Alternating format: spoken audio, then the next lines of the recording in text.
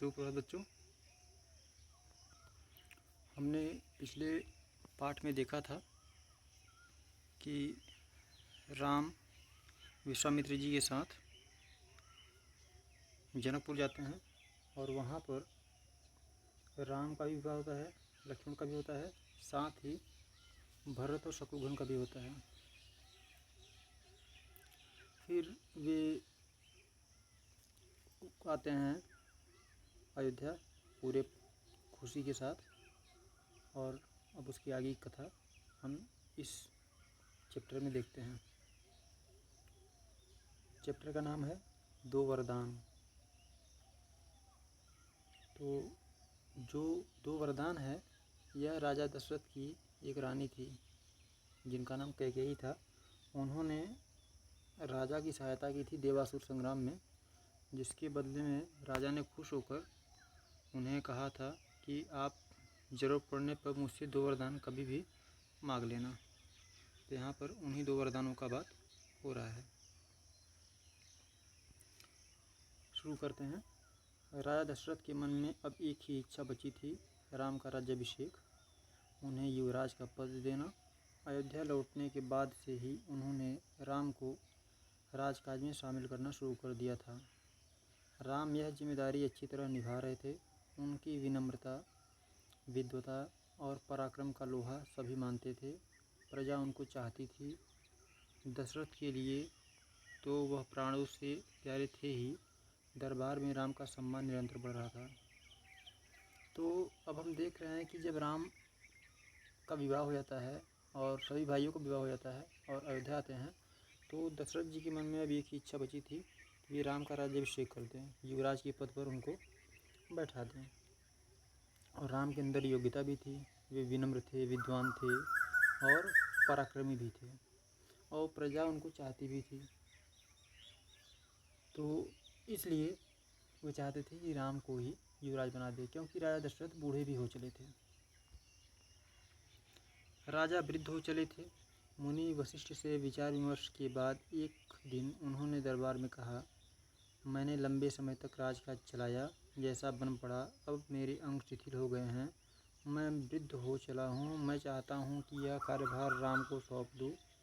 अगर आप सब सहमत हो तो राम को युवराज का पद दे दिया जाए। अगर आपकी राय इससे भिन्न है तो मैं उस पर भी विचार करने को तैयार हूँ। तो जो राजा दशरथ थे, उनके कुल गुरु थे वशिष्ठ जी। तो उन्होंने इस विषय में वशिष्ठ जी से बात की और कहा कि भाई, अब गुरुदेव, मैं तो बूढ़ा हो गया हूँ, इसलिए मैं चाहता हूँ कि मैं अपने बड़े पुत्र राम को राजकाज का कार्य सौंप दूँ। अगर सब सहमत हो तो ठीक है, अगर इसमें आप लोग की राय कुछ अलग हो तो उसे भी मुझे बताइए, तो उसके बारे में मैं विचार करूँगा। सभा ने तुमुल ध्वनि से राजा दशरथ के प्रस्ताव का स्वागत किया। राम की जय जयकार होने लगी। दशरथ थोड़ी देर तक सुनते रहे, संतोष के साथ। उन्होंने कहा, शुभ काम में देरी नहीं होनी चाहिए। मेरी इच्छा है कि राम का राज्याभिषेक कल सुबह कर दिया जाए। यह समाचार पलक झपकते ही पूरे नगर में फैल गया। हर जगह बस यही चर्चा थी। राज्याभिषेक की तैयारियां शुरू हो गई। अब जब दशरथ जी ने सभा भवन में राम के राज्याभिषेक की बात कही, तो सभा भवन में अनेकों स्वरों में एक साथ सहमति का स्वर गूंज उठा, मतलब जय जयकार उठी राम की। सभी ने राम की जय जयकार शुरू कर दी। राजा दशरथ उसको सुनते रहे और उनके मन में बहुत ही आनंद हुआ कि प्रजा ने उनकी बात को मान लिया है। फिर उन्होंने सभा के लोगों से कहा कि शुभ काम में अब देर नहीं करना चाहिए और राम का राज्याभिषेक कल ही कर देना चाहिए। तो राजा दशरथ ने इतना कहा, इतने में ही यह समाचार पूरे नगर में फैल गया कि राम के राज्याभिषेक कल ही होगा, और इसकी तैयारियां भी जोर शोर से शुरू हो गई। भरत और शत्रुघ्न उस समय अयोध्या में नहीं थे, वह अपने नाना कैकेयी के यहाँ गए हुए थे। भरत जब भी अयोध्या लौटने की बात करते, नाना उन्हें रोक लेते। भरत को अयोध्या की घटनाओं की सूचना नहीं थी, उन्हें अपने पिता के निर्णय के संबंध में पता नहीं था। यह जानकारी भी नहीं थी कि अगले दिन राम का राज्याभिषेक होने वाला है। कैकई से एक दिन में भरत और शत्रुघ्न का आना संभव नहीं था। तो राम के जो छोटे भाई थे, उनकी दूसरी माता जो थी कैकेयी, उनके पुत्र भरत शत्रुघ्न, उनका ननिहाल कैकई देश में था और वे उस समय अपने नाना के घर गए हुए थे। लेकिन वे राम के राज्याभिषेक में मौजूद नहीं थे, नाना के घर थे और यही थोड़ा आफत का कारण बन गया। वे वहाँ से आना चाह रहे थे, लेकिन उनके नाना स्नेहवश उन्हें बार बार रोक लेते थे कि नहीं, अभी आए हो, रुको। और भरत जी को अयोध्या की किसी भी घटना के विषय में कुछ भी पता नहीं चल पा रहा था कि वहाँ हो क्या रहा है। उन्हें अपने पिता के निर्णय के विषय में भी नहीं पता था कि उन्होंने राम के राज्याभिषेक का निर्णय ले लिया है। और एक दिन में कैकई से वे आ भी नहीं सकते थे, क्योंकि अयोध्या और कैकई के बीच काफ़ी दूरी थी। राजा दशरथ ने इस संबंध में राम से चर्चा की। कहा कि भरत यहाँ नहीं है, पर मैं चाहता हूँ कि राज्याभिषेक का कार्यक्रम न रोका जाए। उन्होंने राम से कहा, जनता ने तुम्हें अपना राजा चुना है, तुम राजधर्म का पालन करना, कुल की मर्यादा की रक्षा अब तुम्हारे हाथ में है। तो भरत थे नहीं, इस बात की चर्चा राजा दशरथ ने राम से की और उन्हें कुछ नीतिगत बातें बताई कि जनता ने तुम्हें अपना स्वयं राजा चुन लिया है, तुम जनता के बीच में लोकप्रिय हो, तो तुम्हें राजधर्म का पालन करना चाहिए। जो एक राजा का कर्तव्य है उसका सदैव पालन करना, और अपने जो कुल की मर्यादा है उसकी भी रक्षा अब तुम्हारे ही हाथ में है। राज्याभिषेक की तैयारियां रानी कैकेयी की दासी ने भी देखी, मंथरा ने। शुरू में उसे इस चहल पहल का कारण समझ में नहीं आया। उसने इसे कोई अन्य अनुष्ठान समझा। इतनी रौनक, ऐसी सजावट, ऐसा कुछ उसने अन्य अनुष्ठानों में नहीं देखा था। उसे अचंभा हुआ। फिर उसने रानी कौशल्या की दासी से पूछा। उसे पता चला कि कल राम का राज्याभिषेक होने वाला है, यह उत्सव उसी के लिए है। तो जब राम की राज्याभिषेक की तैयारी हो रही थी, तो उसी समय रानी कैकेयी की एक दासी थी, मंथरा, जो उनके मायके से उनके साथ आई थी और उनकी बहुत मुँह लगी भी थी। अब उसे ये नहीं समझ में आ रहा था कि इतनी जो चहल पहल है इसका कारण क्या है, क्योंकि इसके पहले इतना चहल पहल और इतना सजावट, इतना रौनक उसने नहीं देखा था। तो उसे आश्चर्य हो रहा था। तो उसने श्री राम की माँ से पूछा, कौशल्या जी से, कि ये इतनी सजावट क्यों हो रही है। तो उन्होंने मंथरा को बताया कि कल राम का राज्याभिषेक होने वाला है, यह उत्सव उसी के लिए है। मंथरा जल भून गई। राम का राज्याभिषेक उसे षड्यंत्र लगा, कैकेयी के विरुद्ध। वह कैकेयी की दासी थी, बचपन से कैकेयी का हित उसके लिए सर्वोपरि था। मंथरा उसे अपना हित मानती थी। वह कैकेयी की मुँह लगी थी।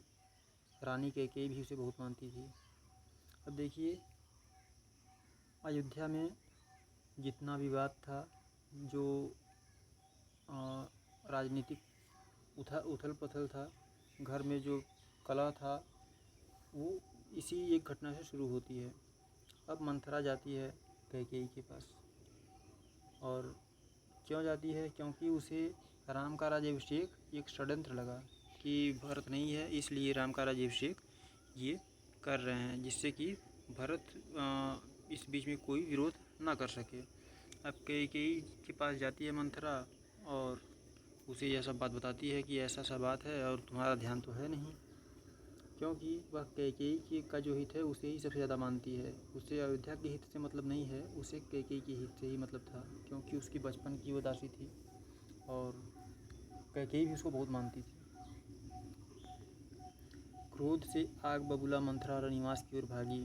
सीधे कैकेयी के कक्ष में वह हाँफ रही थी। क्रोध से चेहरा लाल था, भागने के कारण सांस उखड़ रही थी। उसने रानी कैकेयी को सोते हुए देखा।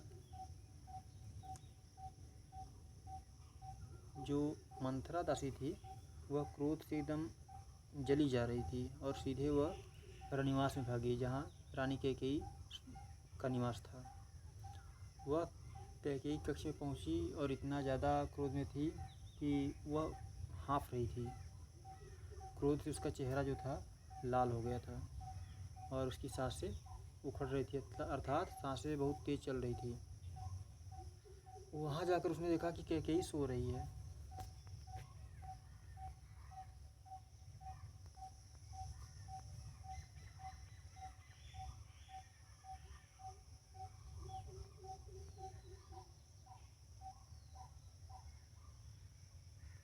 इसी तरह स्वयं को संभालते हुए मंथरा ने कहा, अरे मूर्ख रानी, उठ, तेरे ऊपर भयानक विपदा आने वाली है।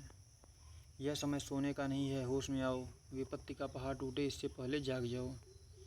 रानी कैकेयी नींद से चौंक कर उठी। उन्हें मंथरा की बात समझ में नहीं आई। बात क्या है, इतना घबराई क्यों हो? सब कुशल तो है? उन्होंने पूछा। जैसे ही मंथरा पहुंचती है कैकेयी के कक्ष में, तो उसे बहुत खरी खोटी इसमें आती है और कहती है कि अरे रानी, तुम तो मूर्ख हो, उठ जाओ, क्योंकि तुम्हारे ऊपर भयानक विपत्ति आने वाली है और तुम सो रही हो। यह समय सोने का नहीं है। तुम्हारे ऊपर जो विपत्ति है वो आए उसके पहले ही जाग जाओ। रानी सो रही थी, वह चौंक कर उठ गई। उन्हें मंथरा की बात समझ में नहीं आई कि आखिर मंथरा कह क्या रही है। उन्होंने कहा, भाई इतना घबराई क्यों हो, सब ठीक तो है? कैसा कुशल कैसा मंगल, सब अमंगल होने वाला है, तुम्हारे सुखों का अंत।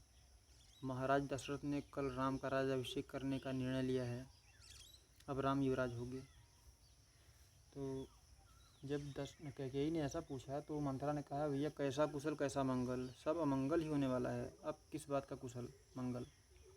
और अब तुम्हारे सुखों का भी अंत होने वाला है, क्योंकि महाराज ने राम का राज्याभिषेक करने का निर्णय लिया है और राम युवराज बनेंगे अयोध्या के। तो कैकेयी बहुत खुश हुई। वह बोली, यह तो बहुत शुभ समाचार है। प्रसन्नता से अपने गले का हार उतारकर मंथरा को दे दिया। मैं बहुत प्रसन्न हूँ, राम युवराज पद के लिए हर तरह से योग्य हैं। तो कैकेयी ने तो खुश होकर अपने गले का हार उतारकर मंथरा को दे दिया। बोली कि राम यहाँ के ज्येष्ठ पुत्र हैं और वे इस पद के योग्य भी हैं हर तरह से। रानी, तुम्हारी बुद्धि फिर गई है, मति मारी गई है। सवाल राम की योग्यता का नहीं है, राजा दशरथ के षड्यंत्र का है, तुम्हारे अधिकार छीनने का है। मंथरा ने हार दूर फेंकते हुए कहा, यह षड्यंत्र नहीं तो और क्या है? कल सुबह राज्याभिषेक है, भरत को जानबूझ कर ननिहाल भेज दिया, समारोह के लिए बुलाया तक नहीं। अब मंथरा ने कैकेयी को भड़काना शुरू किया। कहा कि तुम्हारी जो बुद्धि है वह पलट गई है, तुम्हारा जो विवेक है वह काम नहीं कर रहा है। यहाँ पर सवाल राम की योग्यता का नहीं है कि राम कितने योग्य हैं। यहाँ पर सवाल इस बात का है कि दशरथ तुम्हारे खिलाफ षड्यंत्र कर रहे हैं, तुम्हारे अधिकारों को छीन रहे हैं। और अगर ऐसा नहीं होता तो दशरथ जी भरत को राज्याभिषेक में क्यों नहीं बुलवाते?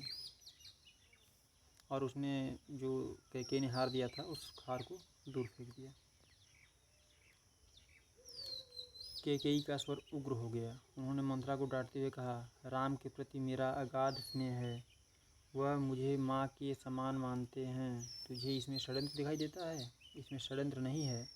राम के बाद भरत ही राजा बनेंगे, राज्य सर्वदा ज्येष्ठ पुत्र को ही मिलता है। तो कैकेयी की भड़काऊ बातों को सुनकर मंथरा की भड़काऊ बातों को सुनकर कैकेयी बहुत क्रोधित हो उठी और बड़े ही गुस्से भरे स्वर में उसने मंथरा को डांटा और कहा कि राम के प्रति मेरा अपार स्नेह है, अपार प्रेम है।